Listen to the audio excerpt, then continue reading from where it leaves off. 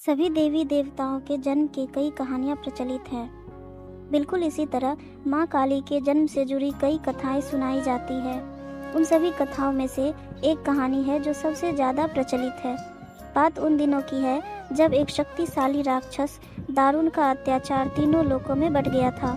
तीनों लोकों में सभी इससे बहुत परेशान थे। सारे देवता दारुण के हाथों मात खा चुके थे।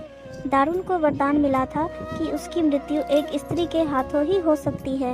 इस कारण सभी देवता हाथ जोड़कर ब्रह्मा जी के पास पहुँचे कि वे इसका कोई समाधान निकालें।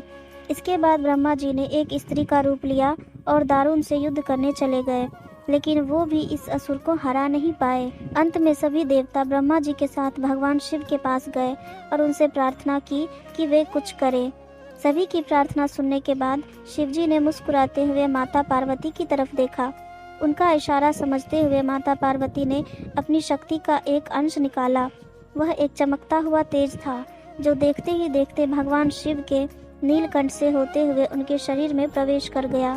इसके बाद भगवान शिव ने अपनी तीसरी आंख खोली और तीनों लोग थरथर कांपने लगे।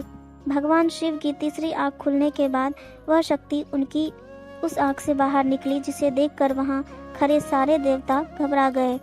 उस शक्ति ने एक विशाल और रौद्र स्त्री का रूप ले लिया। उनका रंग रात से काला, गहरा और जामुन खून जैसी लाल थी। चेहरे पर आग सा तेज था और माथे पर तीसरी आंख थी। इस तरह राक्षसों को खत्म करने के लिए हुआ माँ काली का जन्म। इसके बाद उन्होंने कुछ ही देर में असुर दारुण और उसकी सेना का नाश कर दिया। उन सभी दानवों को खत्म करने के बाद भी माँ काली का गुस्सा शांत नहीं हो रहा था। इसके बाद उनका गुस्सा शांत करने के लिए भगवान शिव ने एक बच्चे का रूप लिया और उनके सामने गए। भगवान शिव को देखते ही माँ काली का गुस्सा शांत हो गया और उन्होंने उस बच्चे को अपनी गोद में उठा लिया।